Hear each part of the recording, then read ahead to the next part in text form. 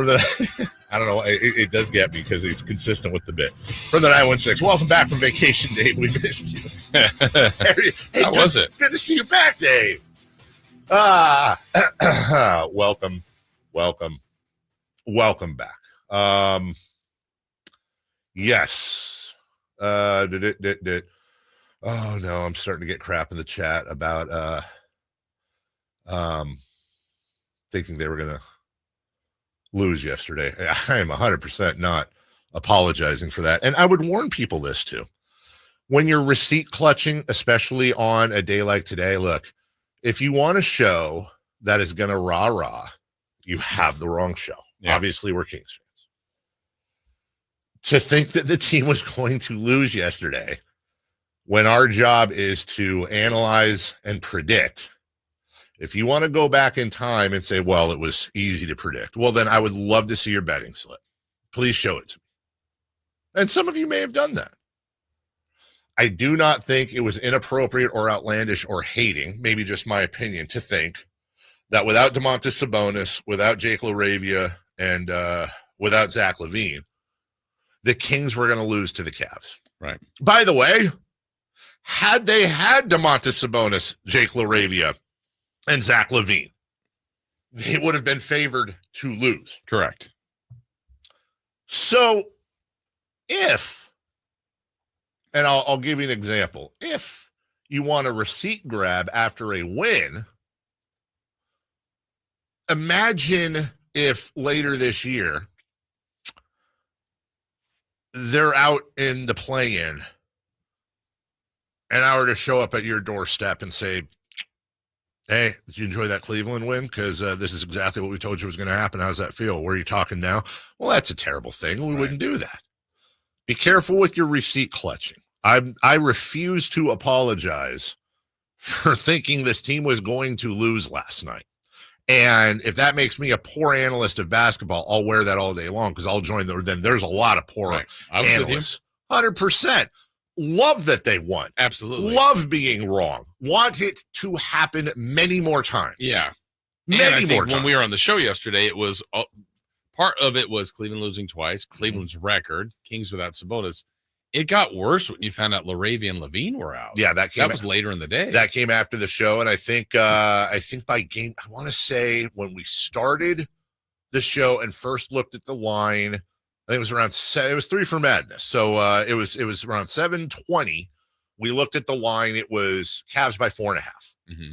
That was 7.5 at tip-off. At least at the sites I was looking at, it was 7.5 at tip-off. So they were expected to not just win, but in the NBA, a 7.5 point line. It's pretty consistent. Yeah. But we've also talked about before. We've tried to make this point, if you listen regularly, that, and now we can get into this conversation about Sabonis and LaVine, that. And by the way, Zach LaVine was out for personal reasons. Yeah. I don't know. He's good today. He's good today. And I hope everything, when you hear personal reasons, you worry. So I never got the word, but I hope everything's heard, okay with him. from others that he will be. I saw him he was in the locker room when you saw him in the background when Malik Monk was doing his interview. He was in street clothes and said goodbye to Malik during his interview. So, should be, as you said, he'll be playing against his old team. But as we've talked about a lot, and I always use Kirk Reeder as the example, the old Giants pitcher.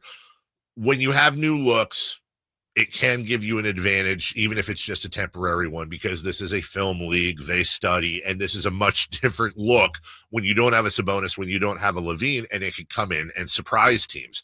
And then they'll eventually adjust, and you have to adjust to their adjustments. Last night, they're prepping for whatever. They know Sabonis is out, but they're okay. DeRozan's here, LaVine's here. This is what we're going to do. LaVine's out now last minute.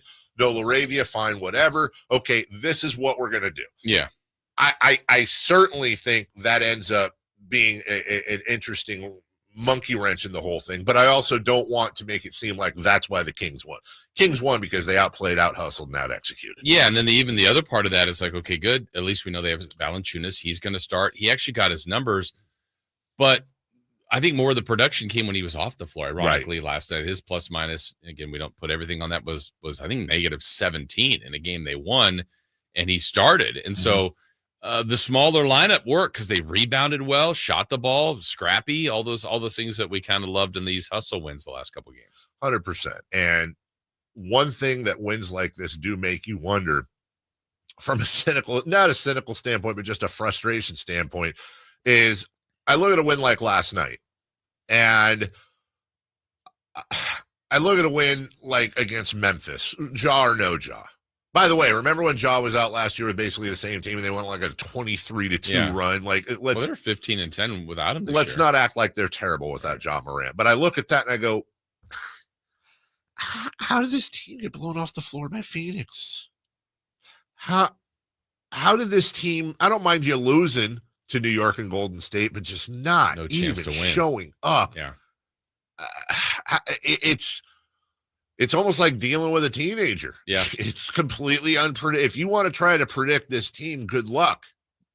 Good luck, because of stuff like last night. But I would say if you take last night and you combine that with the end of the first quarter against Memphis, I really think there are some lessons here, and it's up to the coaching staff and the front office to hopefully take those lessons in practice and see that in both cases, not that they can't win with Levine and DeRozan on the floor at the same time. I don't want to necessarily start that narrative, but it doesn't necessarily equal a good thing to add another one in the mix. You had very clear defining roles last night, and they executed their jobs almost flawless. Yeah, and so when everybody is back, they've got to find that sweet spot of getting all of the good stuff of the talented players mixed in with all of the effort, energy, subtle things that those effort, energy, defensive type of guys do.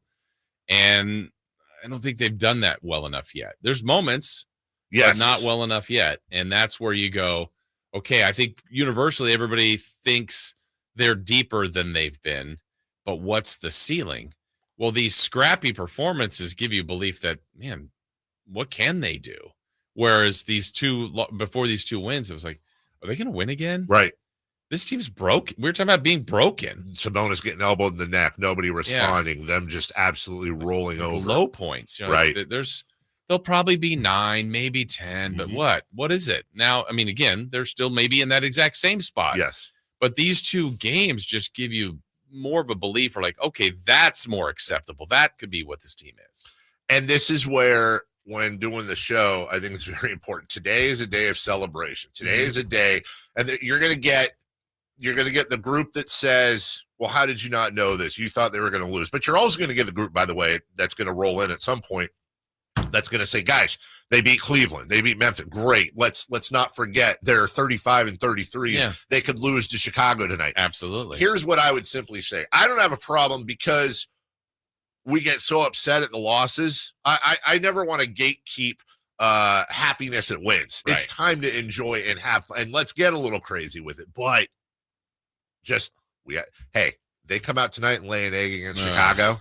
You know what I'm saying? Yep. By the way, Chicago, Milwaukee, Boston, OKC coming up. I'll just make a prediction.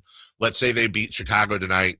Everything's flying high, 3-game streak, and then they lay an egg in the next 3 at home, and we're going to be back to doing it. That's just the nature of, don't get too high, don't get too low, and don't try to predict this team. Yeah. Don't do it. Well, to your point on, I mean, I think you do need to enjoy one, especially like this. Like for the nights like the New Orleans game going into the break when people were just down. Understandably so. They should have been. That was a bad loss. Yes. Well, this is a really good win, and this should be appreciated and enjoyed. Unfortunately, they got to play tonight, so you can't, savor it too long. But that we got to acknowledge how great that win was. We 100% need to. Let me take a look at something here because it was arguably the best win of the year. We've got NBA breaking news.